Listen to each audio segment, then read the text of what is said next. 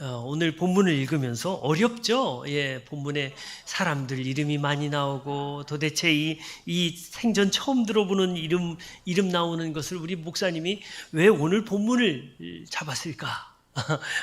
궁금하시죠? 요즘 우리가 큐티하고 있는 게 민수기예요. 민수기 큐티를 하고 있는데 민수기 큐티를 열심히 보시는 분들은 이제 오늘 말씀이 이해가 돼요. 근데 큐티를 생전 한 번도 안 보는 분들은 좀 이해가 안 될 수도 있지만 그래도 오늘 이 말씀을 통해서 주님께서 큰 은혜를 내려주시기를 소망합니다.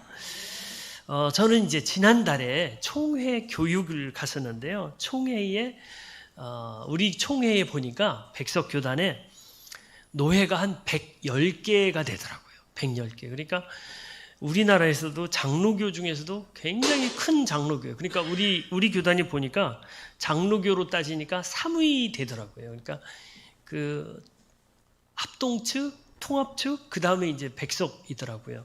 그래서 이번에 한 노회에서 이제 임원들이 8명씩 나왔는데 8명씩 오니까 한 900명 정도로 모인 거예요. 900명 정도 모여가지고 강원도 평창에서 이제 2박 3일 동안 교육을 하는데, 근데 재밌는 거는 중간중간에 어떤 강사분들이 이거를 마칠 때마다 추첨을 해요. 노회 추첨 110개 중에서 이제 추첨을 하는 거예요. 그래서 어떤 강사분이 막 그 세미나를 하고 이제 교육을 하고 그 다음에 추첨을 막 해가지고 추첨을 딱 하는 거예요.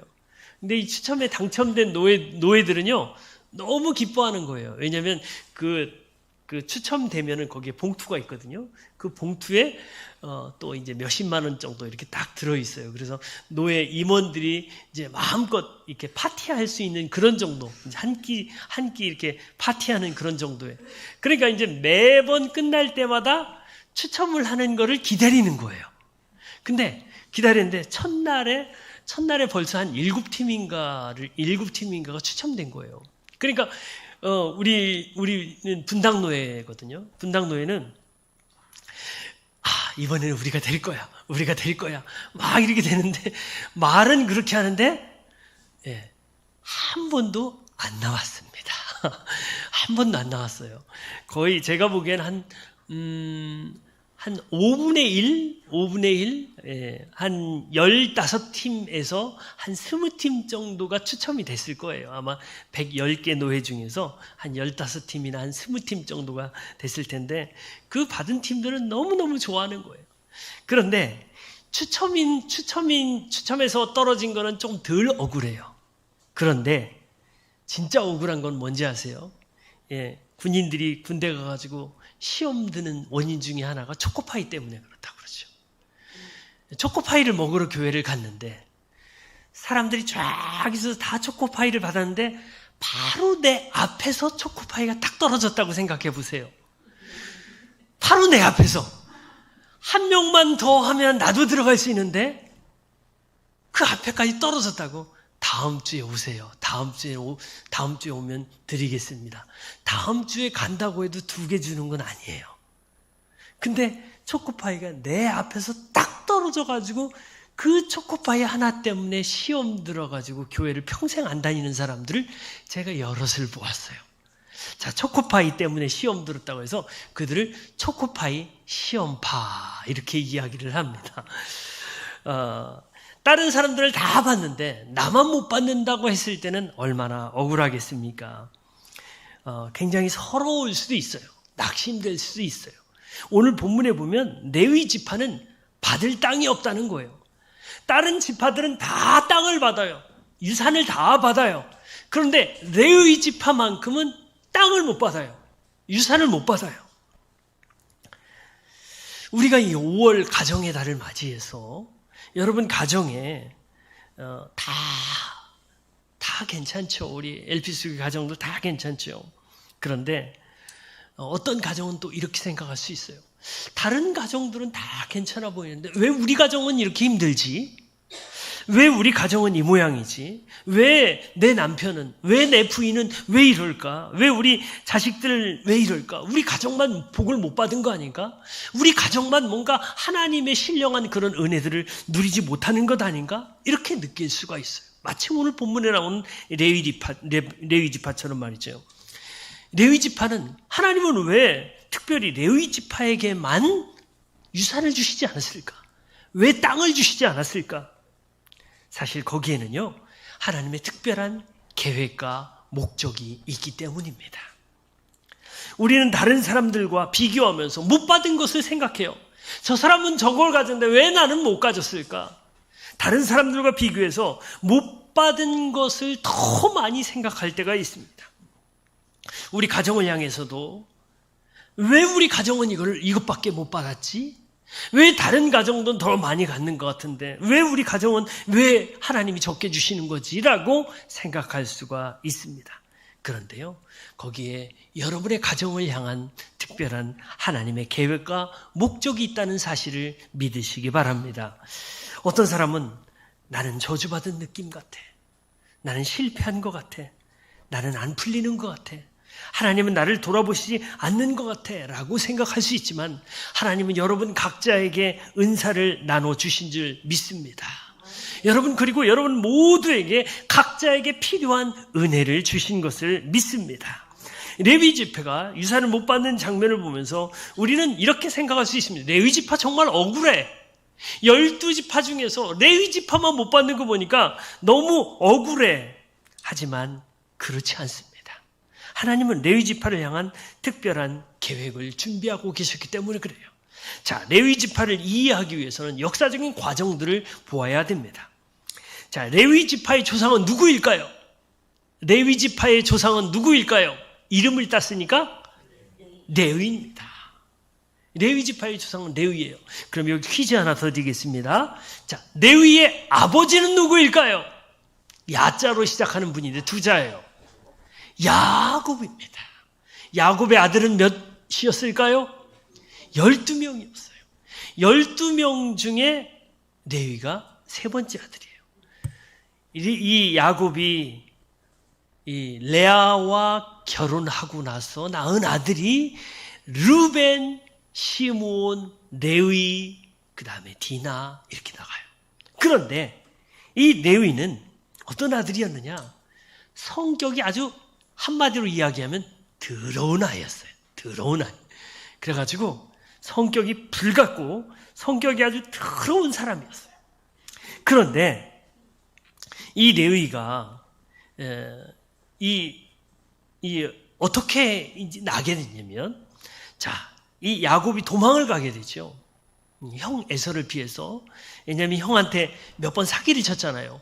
파 쪽으로도 사기를 쳤죠. 축복으로도 사기를 쳤죠. 여러분, 사기꾼은 이 마음이 편하지 못한 거예요. 그런데 어느 날 에서가 너무너무 억울해가지고 축복까지 야곱한테 빼앗기고 나니까 야곱을 죽이고 싶은 거예요. 그래서 야곱을 죽여야 되겠다. 이 이야기를 엄마가 듣고 야곱을 얼른 피신시킵니다. 외삼촌 집으로 피신을 시키는데 사실은 야곱이 살던 곳에서 베델까지는 어마어마한 거리예요. 그 어마어마한 거리를 한나절 만에 갔다는 것은요, 오늘날 마라톤 선수만큼 야곱이 뛰어서 도망갔다는 거예요. 그 정도면 얼마나 야곱이 자기 신변의 위협을 느낀지 아시겠죠? 그리고 사실 달리기로 따지면 에서가 야곱보다 훨씬 잘 달립니다. 그렇기 때문에 야곱은 진짜 죽을 힘을 다해서 뛰어서 도망간 거예요. 근데 베델에 가서 너무 지친 거예요.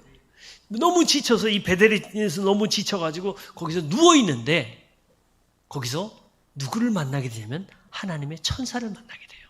하나님의 천사가 사다리를 타고 오르락 내리락 하는 모습을 보면서 하나님을 만나게 되고 야곱이 아하! 이곳에 하나님의 임재가 있구나 깨닫게 된 거예요. 아무도 없는 것 같았었는데 나는 도망자라고 생각했는데 바로 그곳에 누가 계셨던 거예요? 하나님이 계셨던 거예요. 여러분, 오늘 우리 교회도 마찬가지예요.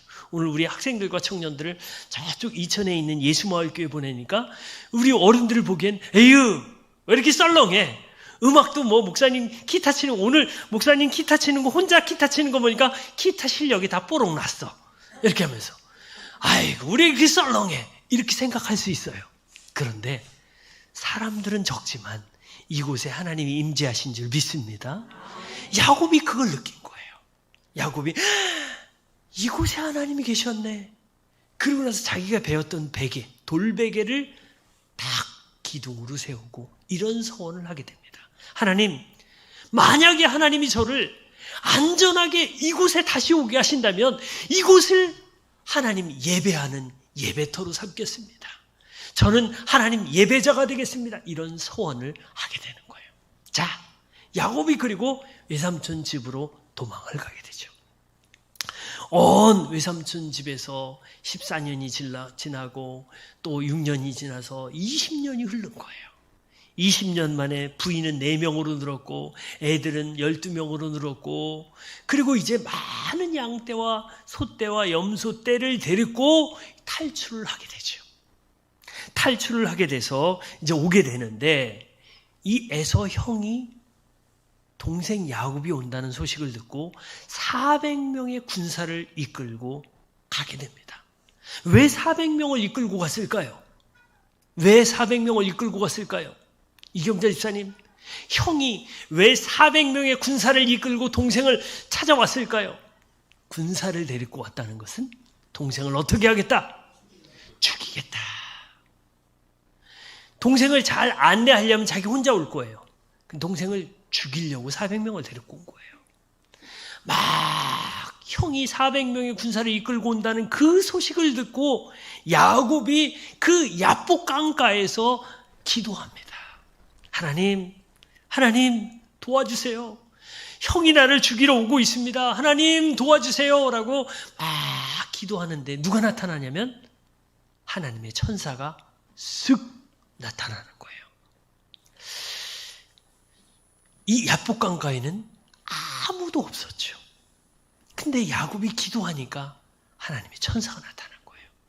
여러분, 사실은요, 하나님을 어디서 만나는지 아세요? 골방에서 만나는 거예요. 혼자 기도할 때 만나는 거예요. 혼자 하나님을 찾을 때 그곳에 하나님이 오시는 거예요. 그런데 야곱이 거기서 하나님의 천사와 밤새도록 씨름하게 됩니다. 밤새도록 씨름한다는, 기도한다는 거예요. 근데 이 하나님의 천사가 야곱의 이 허벅지를 한 대 때립니다. 아니, 기도하면 이뻐가지고 사랑스럽고 이렇게 안아줘야 될 텐데 왜 때렸을까요? 그건 우리는 이유를 모르죠.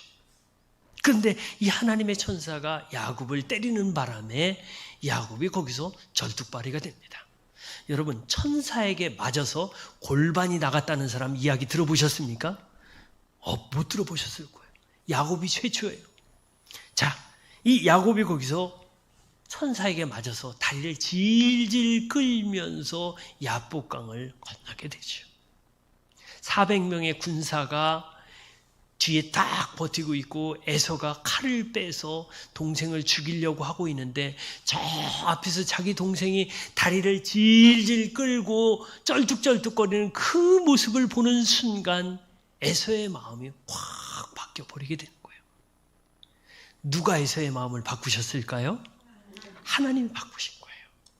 하나님은요, 사람의 마음을 바꾸실 수 있는 분이에요. 하나님은 원수의 마음도 바꿔서 친구로 만드실 수 있는 능력이 있으신 분이에요. 자, 야곱이 도망갈 때 이 베델에서 서원했는데 나를 안전하게 돌아오게 하시면 하나님 예배자가 되겠습니다 라고 했는데 안전하게 돌아갔어요. 그리고 거기서 형과 동생이 서로 껴안고 엉엉 울면서 그 모든 묵었던 그런 원수된 것들을 다 풉니다. 그리고 형 에서가 이렇게 이야기합니다. 내가 축복받은 땅, 이곳을 내가 양보할게. 나는 저쪽으로 갈게. 그러면서 지금의 이제 암몬 땅으로 에서가 가게 됩니다. 자, 에서가 자리를 비워줬어요. 이제 야곱은 올라가면 됩니다. 베델에 가면 돼요. 그런데 세겜이라는 곳에 딱 보니까 세겜이 짐승을 기르기 너무 괜찮은 거예요. 너무 괜찮아가지고 이제 세겜에서 머물게 됩니다. 자, 야곱은 분명히 하나님께 뭐라고 소원했냐면 하나님이 나를 이곳에 안전하게 돌아오게 하시면 저는 이곳에서 예배자가 되겠습니다. 하나님을 섬기는 사람이 되겠습니다. 이곳은 예배하는 제단이 될 것입니다. 라고 소원을 했는데 지금 여기서 세겜에서 살다 보니까 짐승들 키우는 것도 너무 좋고 먹고 사는 것도 편하고 다 괜찮아요. 여러분, 사람의 마음이요, 하나님 앞에 소원할 때와 소원을 지킬 때는 달라요. 내 몸이 조금 편해지고 마음이 편해지면 쉽게 잊어버려요. 이게 사람의 마음이에요. 한편 그 시간, 야곱이 편안하다고 느끼는 그 시간에 야곱의 하나밖에 없는 딸, 레위의 하나밖에 없는 여동생 디나가 세겜 여자들의 모습은 어떤가 하고 보러 갔다가 거기서 세겜의 아들 하몰에게 납치를 당합니다. 그리고 거기서 강간을 당하게 되고 거기서 끔찍한 일을 당하게 되죠. 이 사실을 알고 나서 야곱은 두려웠어요. 이 사건을 어떻게 처리해야 되는가. 근데 레위와 시므온이 세겜을 찾아갑니다. 그리고 우리 서로 결혼합시다. 우리 결혼하면 우리의 양떼가 당신들의 양떼가 되고 우리의 염소들이 다 당신들의 것이 되고 우리가 당신들과 섞여 살면 우리가 가진 모든 재산들이 다 당신의 것들이 되잖아요. 그랬더니 이 세겜이 가만히 생각해 보니까 맞는 거예요. 아니, 여기 있는 사람들과 우리가 같이 살게 되면 여기 있는 모든 재산들이 다 우리 것이 되네? 와, 그럼 결혼해야지.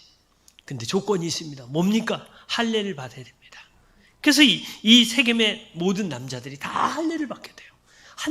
같은 날 할례를 받게 되는데 세겜의 이 모든 남자들이 할례를 받고 3일째쯤 되는 날 남자들이 할례를 받으면 3일째 되는 날 끔찍한 고통이 옵니다. 움직일 수 없어요. 그런데 움직일 수 없는 그 시간에 레위와 시몬이 칼을 들고 가요. 그리고 움직일 수 없는 그 세겜의 모든 남자들을 레위와 시몬이 한 번에 다 죽여버려요. 자, 그 모습을 보고 야곱은 굉장히 두려웠던 거예요.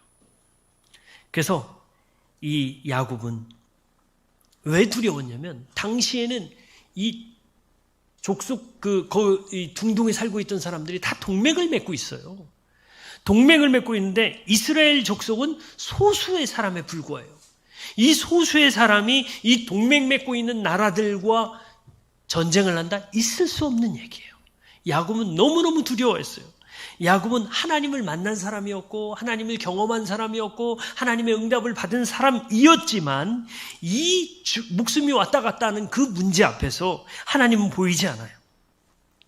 두려움만 있는 거예요. 그런데 하나님이 야곱을 위해서 개입하셔요. 어떻게 개입하시느냐? 그 주변 고을들을 두렵게 하셨더라. 이게 하나님의 능력이에요. 하나님은요, 하나님의 사람들을 위해서 그 주변 사람들의 마음을 움직이실 수 있는 분이에요. 여러분, 이 사실 믿습니까? 여러분, 우리가 믿음의 사람들이라면, 우리가 하나님의 사람들이라면 우리 주변 사람들조차도 마음을 움직이실 수 있는 분이 우리 하나님이신 줄 믿습니다. 하나님이 이런 분이에요. 하나님은 그의 백성들을 지키실 때 심지어 그 주변에 있는 사람들의 마음을 움직이면서까지 그렇게 도우시는 거예요. 왜요? 하나님이 능력자이시기 때문에 그렇습니다. 여러분, 그래서 우리가 문제가 있을 때 어떻게 해야 될까요? 하나님께 도움을 요청하는 거예요. 하나님 도와주세요. 하나님 도와주세요 라고 도움을 요청하는 거예요. 사단이 우리를 공격할 때 우리의 가장 큰 무기가 있죠. 그게 뭐예요? 바로 예수님의 이름이잖아요. 우리가 예수님의 이름을 사용해서 예수님의 이름으로 이 사단의 공격을 물리치고 하나님께 도움을 요청하는 거예요. 하나님 도와주세요. 그 하나님이 그 주변의 모든 것들조차 도와주시는 거예요. 그런데 그 일 때문에 이 아버지 야곱은 레위와 시므온을 미워하게 됩니다. 여러분, 아버지가 자식을 미워한다는 게 있을 수 있을까요?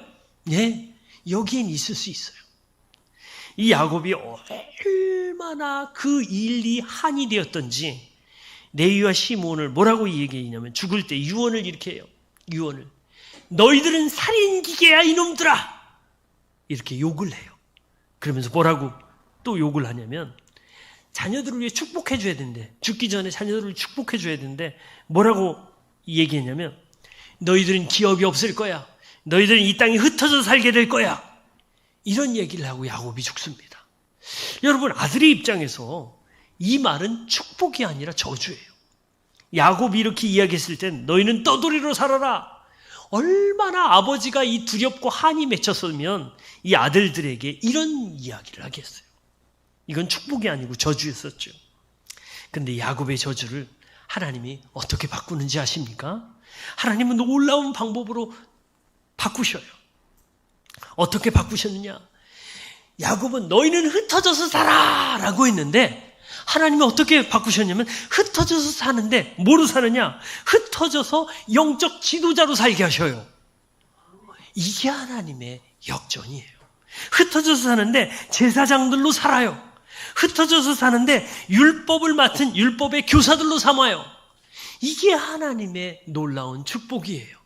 여러분, 사람들은요 우리한테 이렇게 저주할 수 있어요. 너희들은 이런 사람들이야 라고 저주할 수 있어요. 그런데 하나님은 놀랍게도 그 저주를 축복으로 바꾸실 수 있는 분입니다. 여러분, 하나님은 사람들이 이야기하는 그 저주를 축복으로 바꾸셔서 하나님의 백성들을 보호하시는 거예요. 야곱은 너희들은 흩어진 거지가 될 거야 라고 저주했지만 하나님은 흩어져서 하나님의 율법을 가르치는 이스라엘의 지도자들로 삼으셨어요. 우리 62절 한번 다 같이 한번 합독해서 읽어볼까요? 시작. 난지 한 달 된 사람으로부터 그 위로 등록된 모든 레위 남자는 23,000명이다. 이스라엘 자손 가운데서 그들에게만은 땅을 유산으로 주지 않았기 때문에 그들은 다른 이스라엘 자손이 등록된 명부에는 오르지 않았다. 이스라엘 자손들이 등록된 명부에도 오르지 않았어요. 그런데 여기에 놀라운 비밀이 있어요. 이스라엘의 명부에 등록되지 않았다. 1장에도 레위 지파만큼은 숫자를 세지 않았어요. 그 말은 어떤 말이냐? 이스라엘의 다른 지파들이 20세 이상의 사람들이 다 광야에서 죽어갈 때 레위 지파는 거기에 해당될까요? 안 될까요? 안 되는 거예요. 숫자에 들어가지 않았기 때문에 레위 지파만큼은 20세 이상의 사람들이 죽지 않았다는 거예요. 다른 지파에서는 여호수아와 갈렙만 살았어요. 근데 레위 지파는 모두 다 살았다는 거예요. 하나님이 그렇게 바꾸신 거예요. 불평하는 무리들 가운데 레위 지파는 끼지 않았어요. 광야에서 죽는 자리에 들지도 않았습니다. 하나님은 특별한 방법으로 레위 지파를 보존하시고 특별한 방법으로 레위 지파를 지키셨던 거예요. 그런데 왜 하나님은 레위 지파를 그렇게 특별히 보존하시고 지키셨을까요? 그거는 하나님이 선택하시고 하나님이 구별하시고 하나님이 그들을 이스라엘을 인도할 자들로 삼으셨던 거예요. 레위 사람들이 다 괜찮은 사람들이었을까요? 레위 지파 사람들은 다 율법을 잘 아는 사람들이었을까요? 아니에요. 그들도 레위 지파 중에도 모세와 아론을 빼고는 율법에 대해서 아는 사람들이 별로 없어요. 그럼에도 불구하고 하나님이 이 레위 사람들을 특별히 선택하셨다는 거예요. 그리고 그들에게 복을 주셔서 그들을 지도자들로 삼아주셨다는 거예요. 여러분, 여기에는 하나님의 놀라운 비밀이 있습니다. 율법을 가르치려면 어떻게 될까요? 율법을 가르치려면 율법을 배워야 되죠. 율법을 배우게 되면 누구를 알게 될까요? 하나님을 알게 되는 거예요. 하나님을 알게 되면 하나님을 사랑하게 되는 거예요. 하나님은 우리가 말씀을 완벽하게 알고 해석하고 그것을 전하는 것을 원하실까요? 그렇지 않습니다. 하나님은 누가 얼마나 많은 말씀을 알고 있는가가 아니라 하나님은 누가 얼마나 하나님의 말씀을 알기를 원하는가, 누가 얼마나 하나님의 말씀을 알고 있는가가 아니라 누가 얼마나 마음을 하나님께로 향하고 있는가, 이것을 하나님은 보시는 거예요. 제가 포사이스라는 목사님의 기도라는 책을 읽으면서 너무 큰 은혜를 받았어요. 그 기도라는 책을 읽는데 이 포사이스 목사님의 그 마지막 부분이 뭐냐면 쉬지 않는 기도. 데살로니가전서에 있는 데살로니가전서 5장에 있는 말씀, 쉬지 말고 기도하라, 범사에 감사하라, 항상 기뻐하라, 이 말씀이 있잖아요. 근데 쉬지 않고 하는 기도가 어떤 기도냐를 이 포사이스 목사님이 이렇게 이야기해요. 하나님께로 마음을 향하는 것이 24시간 쉬지 않는 기도다. 제가 그 말을 듣고 얼마나 은혜를 받았는지 몰라요. 오늘 아침에 제가 일어나서 우리 식구들을 위해서 밥을 하는데도 그 포사이스의 목사님 말씀이 생각이 나는 거예요. 내 마음이 하나님께로 향하는 것이 지금 내가 하나님께 기도하는 거구나. 하나님 감사합니다. 오늘도 지금 이 순간에도 내가 밥을 하면서도 하나님을 생각하게 하시고 기도하게 하시니 감사합니다. 제가 감사 기도한 거예요. 여러분, 하나님은요, 우리가 하나님의 말씀을 얼마나 성경 지식을 알고 있는가가 중요한 것이 아니라 얼마나 그 마음을 하나님께로 향하고 있는가, 이것을 원하시는 줄 믿습니다. 여러분, 그래서 여러분 마음을 하나님께로 향하면 하나님은 그 마음을 받으시는 거예요. 그런데 우리의 마음을 콩밭에 두면 어떨까요? 기도하는 게 아니에요. 콩밭에 그것을 마음이 빼앗겨 버렸다라고 하는 거죠. 하나님은 왜 숫자가 적은 그들을 왜 선택해서 제사장으로 삼으셨을까요?